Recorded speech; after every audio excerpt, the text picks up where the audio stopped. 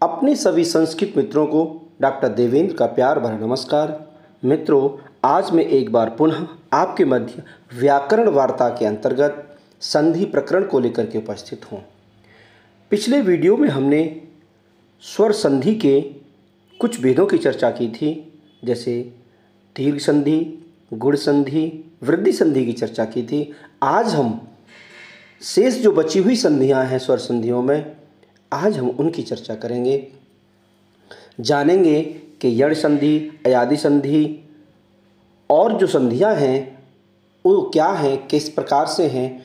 तो चलिए देर न करते हुए शुरू करते हैं अपनी ये व्याकरण वार्ता। व्याकरण वार्ता को प्रारंभ करने से पहले मेरा आपसे एक निवेदन है कि अभी तक जिसने हमारे चैनल को सब्सक्राइब नहीं किया है वो सब्सक्राइब कर ले। तो चलिए शुरू करते हैं अपनी ये व्याकरण वार्ता संधि प्रकरण। संधि प्रकरण में हमने स्वर संधि के भेदों की चर्चा कर रहे थे, जिसमें दीर्घ, गुण और वृद्धि संधि की हम लोग चर्चा कर चुके हैं। अब आता है यण संधि। यण संधि, इसका सूत्र है इको यणचि। क्या सूत्र है इसका? इको यणचि, यानी कि इक को यण आदेश हो जाता है। तो कैसे, देखिए आगे लिखा है। इसमें लिखा है यण संधि इक प्रत्याहार। आपको पता होगा कि 14 जो माहेश्वर सूत्र हैं उनसे कितने प्रत्याहार बनते हैं? उनसे 42 प्रत्याहार बनते हैं। उस 42 प्रत्याहारों में एक प्रत्याहार आता है और एक आता है आपका यण प्रत्याहार। ठीक है ना? तो क्या है इसका यण संधि, इसको समझेंगे। अभी आपने सूत्र पढ़ा था, कौन सा था? इको यणचि, यही तो सूत्र था। तो अब इसमें क्या कहते हैं कि इक अर्थात ई उ री ली, यानी कि इक प्रत्याहार में 4 वर्ण आते हैं, ई उ री ली। इन वर्णों के बाद ध्यान सुनिए, इक प्रत्याहार अर्थात ई उ री ली, इन 4 वर्णों के बाद कोई अन्य स्वर वर्ण आए तो, यानी कि इक प्रत्याहार के ई उ री और री के बाद कोई भी स्वर आए, कोई अन्य स्वर आए, यानी कि ई उ री ये स्वर न आए, इसके अलावा कोई अन्य स्वर आए तो क्या हो जाएगा? इक के स्थान पर, इक वर्णों के स्थान पर यण प्रत्याहार के वर्ण यानी कि य व र ल हो जाते हैं। ठीक है ना? यानी कि इक को यण हो जाता है। इक का मतलब क्या हो गया? इक का मतलब हो गया ई उ री री, 4 वर्ण हो गए, और यण में 4 वर्ण हैं, य व र ल। ठीक है ना? इसका मतलब ई के स्थान पर देखिए, जैसे लिखा है, स्पष्ट किया गया है, ई अगर ई आता है तो उसके बाद अन्य स्वर आएगा तो ई के स्थान पर या हो जाएगा, उ आएगा तो उसके स्थान पर व हो जाएगा, री आएगा तो र, और री आएगा तो री के बाद अन्य स्वर आता है तो ल हो जाएगा। ठीक है ना? दूसरे शब्दों में हम इस तरह से भी समझ सकते हैं, ई को य, उ को व, री को र और री को ल हो जाता है अगर इसके बाद कोई अन्य स्वर आता है तो। ठीक है ना? यानी कि ई उ री के बाद, क्योंकि संधि विच्छेद में 2 पद होते हैं, यानी कि प्रथम पद का अंतिम वर्ण यानी कि स्वर और दूसरे पद का प्रथम वर्ण वो अन्य स्वर होना चाहिए। यानी कि प्रथम पद का जो अंतिम स्वर है वो आपका ई उ री में से कोई एक होना चाहिए। उसके बाद कोई भी इनकी छोड़ करके, यानी कि इनको छोड़ करके इनमें से कोई भी आ जाता है तब ई को या, उ को व, री को र, री को ला हो जाता है। ठीक है? यहाँ तक। आगे उदाहरण कुछ हैं, देखिए जैसे अब कुछ उदाहरण भी लिखे हैं, जैसे इति धन अब किस किस को क्या होना है ये देख लीजिए। अब ई को देखो, ये है ई को होना है या, ऊ को होना है व, और री को होना है रा, इन सब में हलंत है, ठीक है ना, और री को होना है ला। अब देखो अब देखो ये है गया इति धन अपि, ठीक है ना, इति धन अपि, तो इत में ई है और बाद में अन्य स्वर आ गया, यानी कि इत में ई आ गया, और तो इस ई को क्या हो जाएगा, य हो गया ये, ठीक है ना।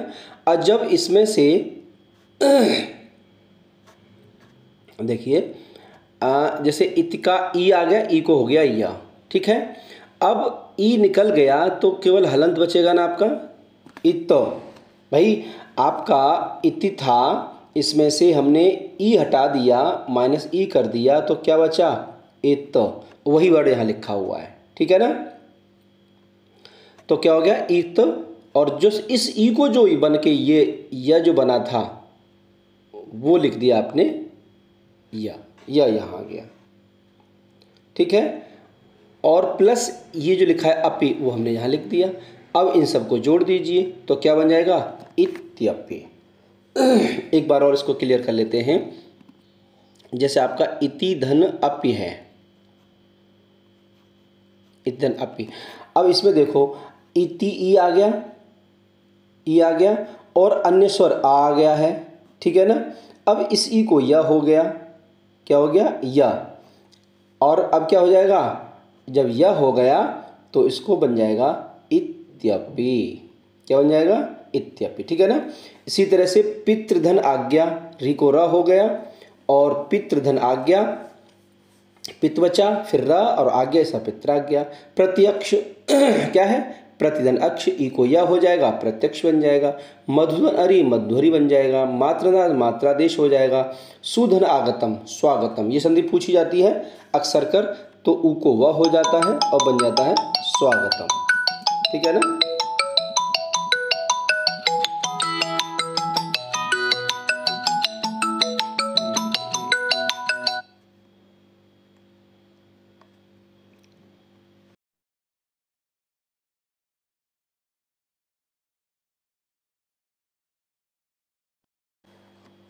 इसके बाद आता है जैसे हमने बताया सुधन आगतम, स्वागतम, ठीक है ना।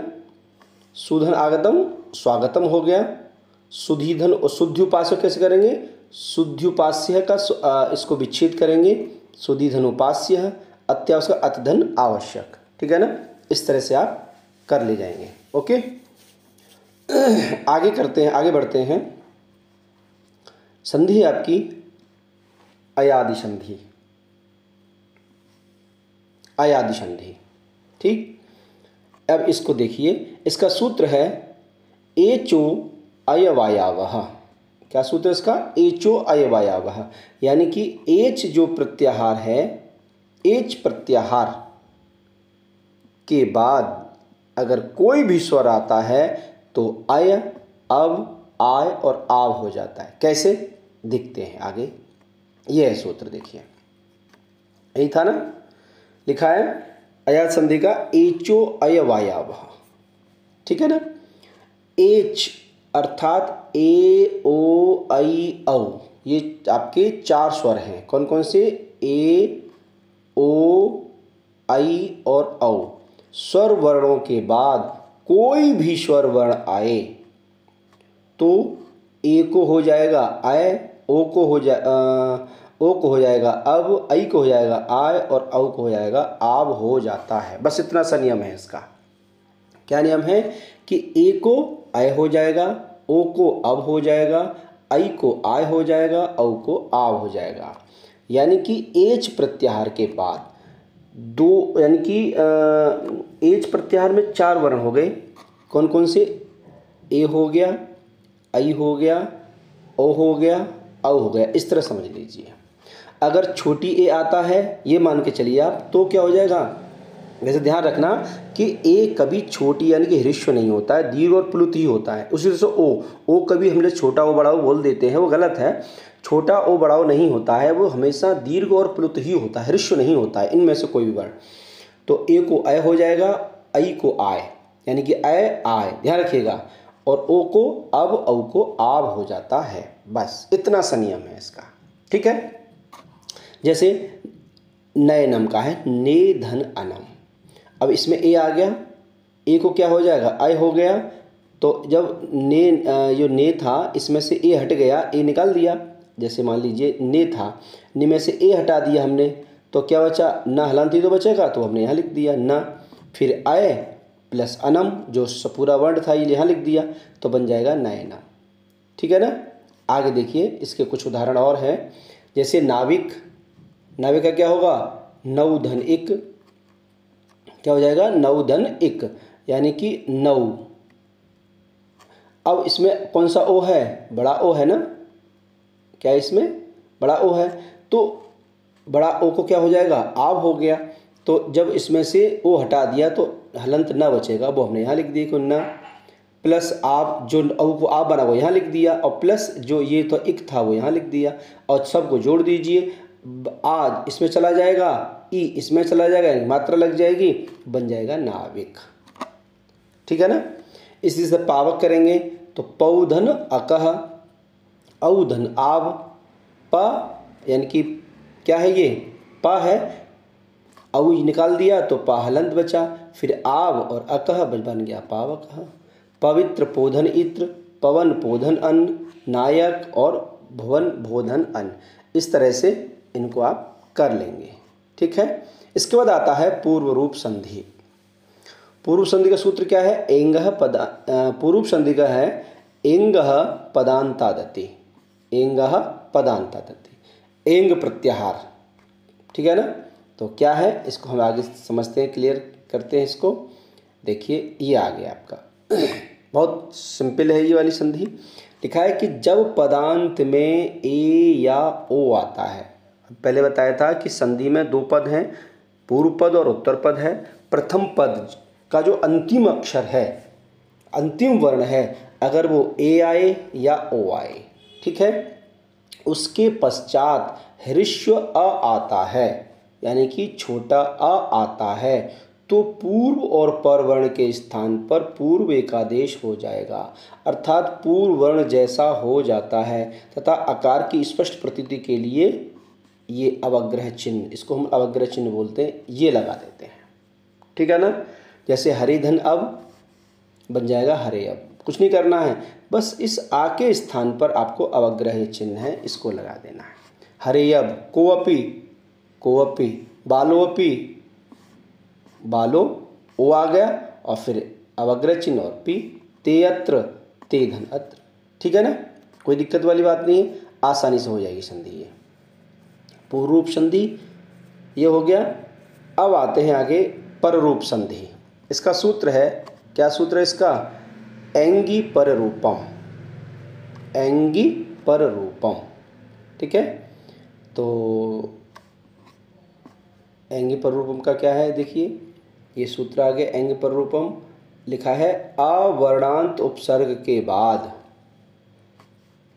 जैसे प्र उप उपसर्ग हैं, अवर्णांत यानी कि ऐसे उपसर्ग जो अकारांत हों, ये समझ लीजिए, ठीक है ना।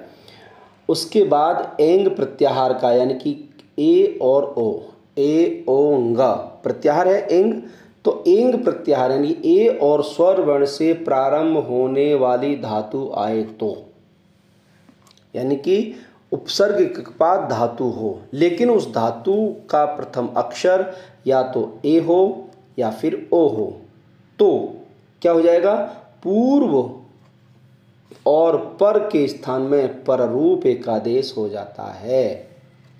पररूप एकादेश यानी कि ए है तो ए ही हो जाएगा, ठीक है ना। जैसे प्रधन एजते तो क्या बन जाएगा, प्रेजते, यानी कि ये आ जो है इसमें चला जाएगा और बन जाएगा प्रेजते। उपधन ओषति, उपोषति, अकारांत उपसर्ग, ये उपसर्ग हैं, ये क्या है, ये उपसर्ग हैं, और ओ आ गया तो बन जाएगा उपोषति, ठीक है ना। एक और संधि है प्रकृति भाव संधि। ईदु देर द्विवचनम प्रगृहम, ये सूत्र है। क्या कहता है ये सूत्र, ये देख लीजिए।